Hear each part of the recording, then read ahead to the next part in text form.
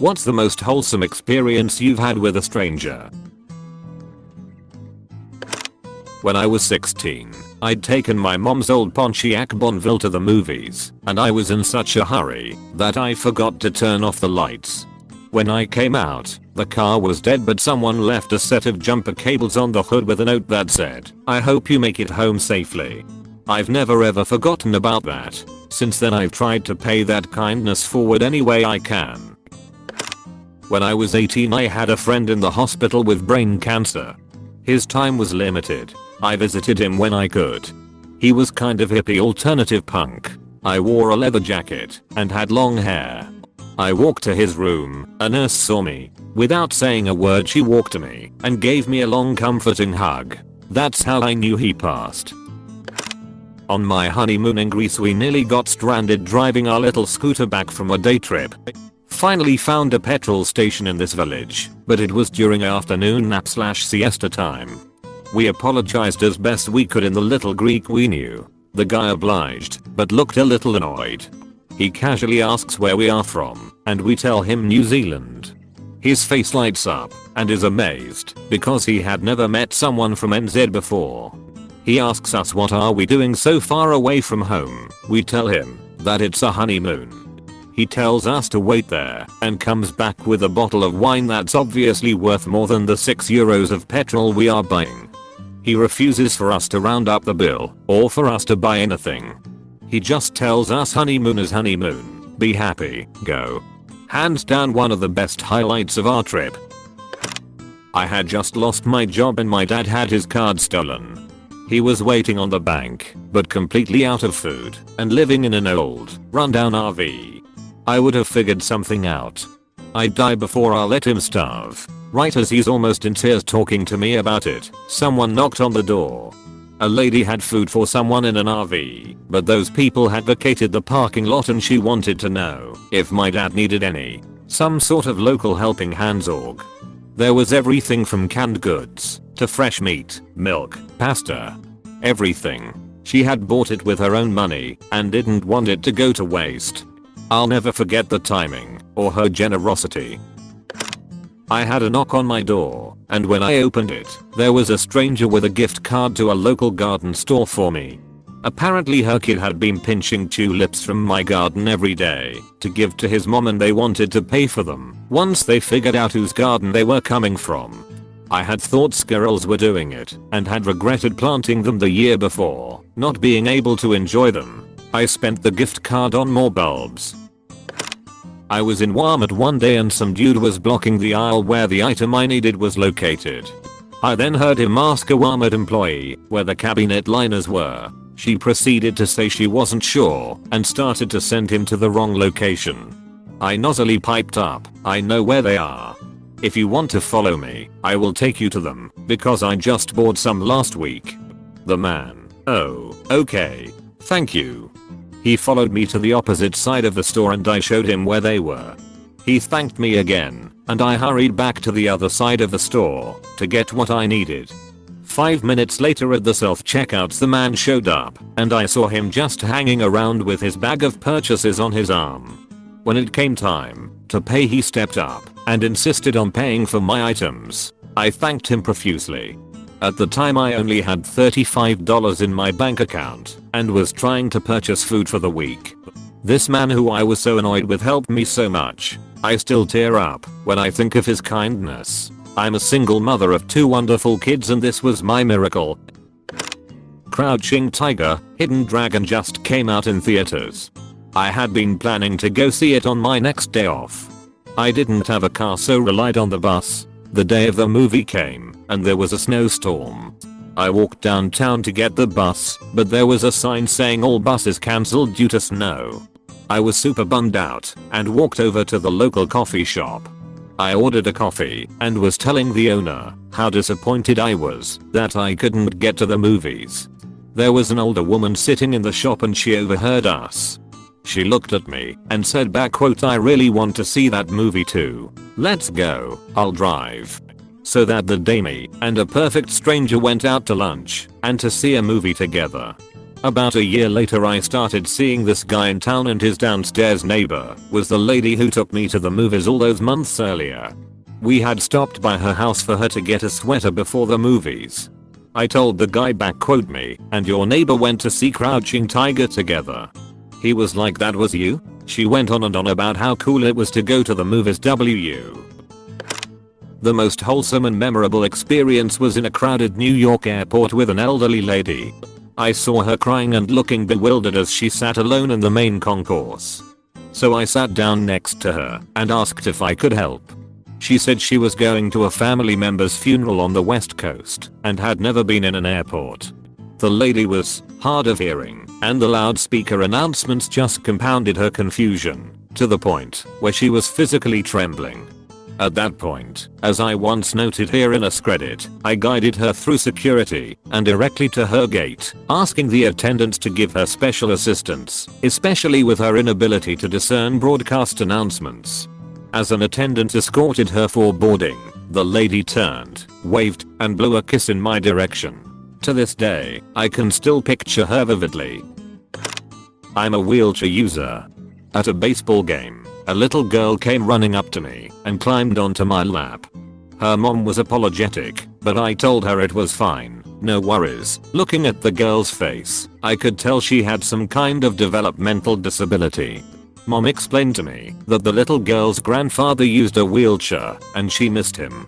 I rolled around a little to give her a ride. She giggled and had a good time. Then she climbed off and went back to her mom.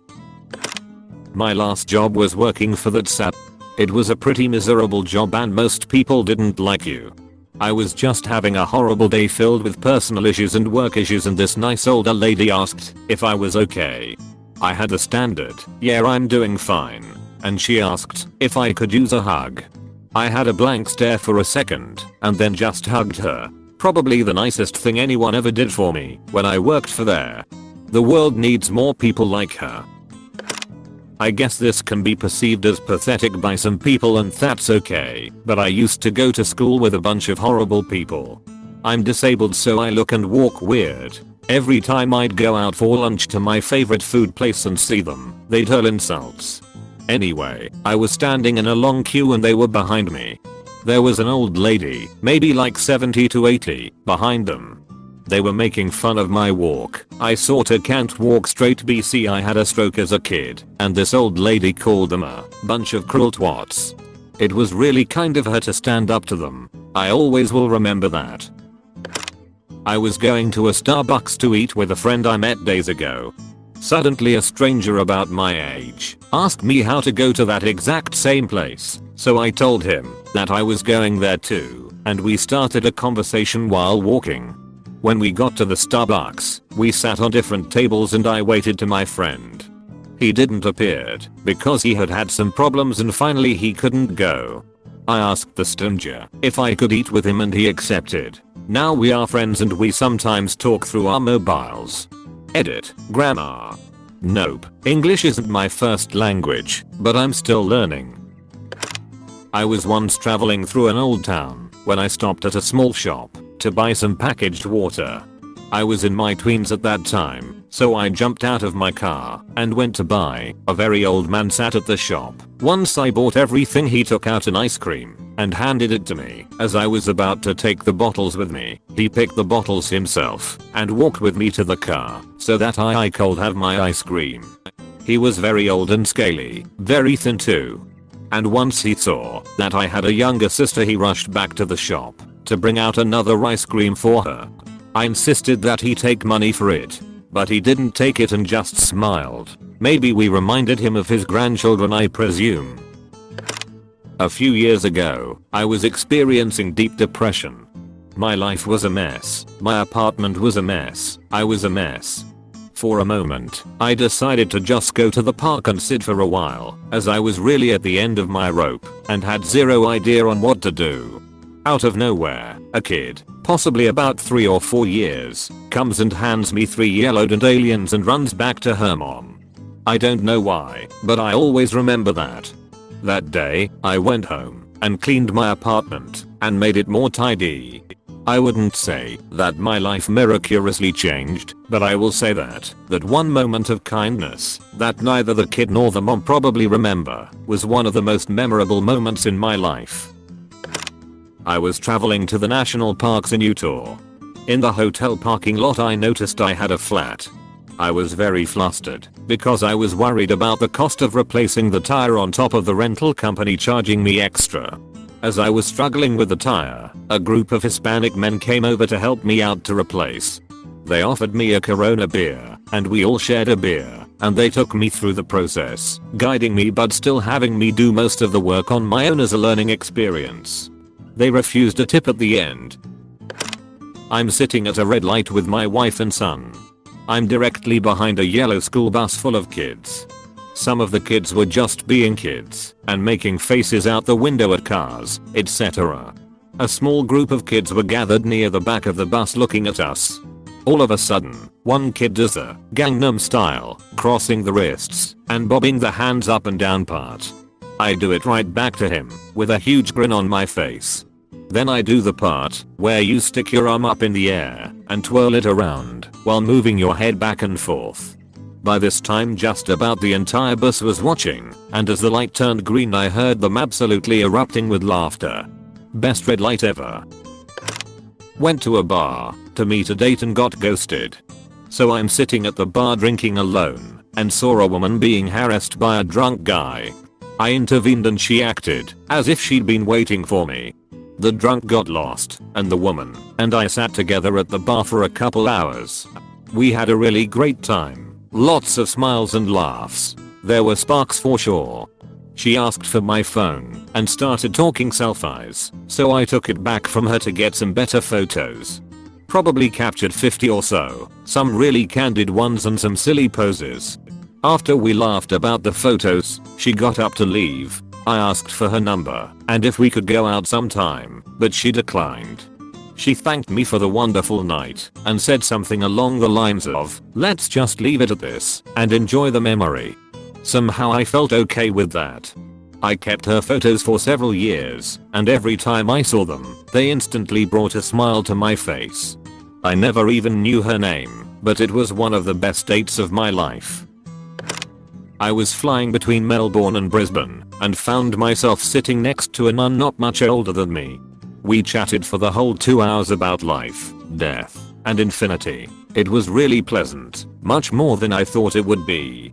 As we were landing, after we exchanged goodbyes, she looked me straight in the eyes, touched me on the arm, and said, "God bless you."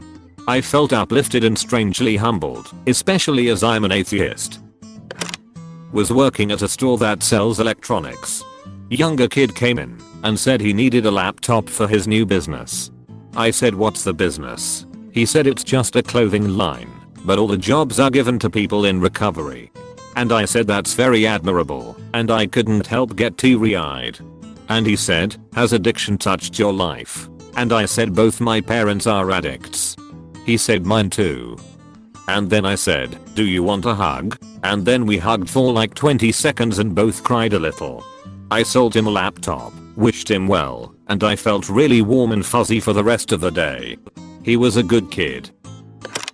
On my honeymoon, we went from Venice to Slovenia. At the first train station in Slovenia, it was literally me, my wife, one employee in the ticket booth, and a Finnish couple. The man inebriated to the point where I kept muttering, "Please don't vomit on my honeymoon." We had like a 2-hour wait for our train. So naturally the drunk guy started a conversation. His name was Alex. The only place in America we had ever been to was Santa Barbara.